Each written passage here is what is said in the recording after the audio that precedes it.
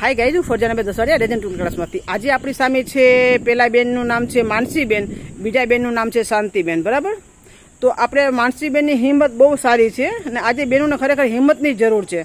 આજે આ બેન એમ સમજો ને કે કાલની તારીખમાં આવ્યા તો બેનના હસબન્ડે મને વાત કરી કે ફરજાનાબેન ખાલી લીવરની ખબર પડે છે, બ્રેક મારવાની ખબર પડતી નથી. પણ બેને છે ને થોડીક વારની અંદર તો બેનને પગ ઉપર લઈને આરામથી ફરતા હતા. ને અમારા ચેતનભાઈ બોલ્યા પણ કે ફરજાનાબેન આ તો ખાલી 5 જ દિવસનું કામ છે. તો એ બધું કલા બેનની પાસે છે. તો આપણે બેનને પૂછીએ કે બેન તમને ક્લાસમાંથી કેવા અનુભવ થયા અને તમને એવી શું ફરજાનાબેનને વાત કરી કે તમે ફટનારી ગાડી પગ ઉપર લઈને આરામથી ચલાવવા માંડ્યા? તમારી થિયરીથી મને ફાવી ગઈ ગાડી, નહીતર મને બ્રેક ને લીવરમાં કઈ ખબર ન પડતી. આજે તમે મારા ભાઈને બેસાડીને ક્યાંથી આવ્યા? છેક ખામદોડથી. ખામદોડ પાસેથી મારા ભાઈને બેહાડીને તમે લઈ આવ્યા ગાડીમાં. બરાબર ને? રસ્તામાં થોડી ઘણી તો પ્રોબ્લેમ થઈ હશે ને તમને? હા, ટ્રાફિકમાં થોડો ઇશ્યુ. બરાબર, કેમ કે 2 કલાક થઈ છે આપણી. બરાબર, હવે પેલા બેનને આપણે મળીએ, શાંતિબેનને. શાંતિબેન, તમને હમણાં ક્લાસમાંથી કેવા અનુભવ થયા? પેલા તો બેન મને સાયકલ નહોતી આવડતી. યસ.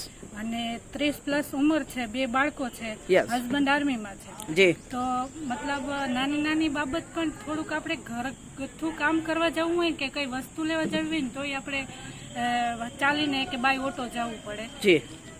તો એમાં ખાસ મુશ્કેલી થતી. તો જી. પછી મને ફરજાનાબેનનો કોન્ટેક્ટ મળ્યો જી. અને આજે આ 3જો દિવસ છે પણ સારું એવું કોન્ફિડન્સ આવી ગયું છે મને એમ. સરસ, થેન્ક યુ સો મચ.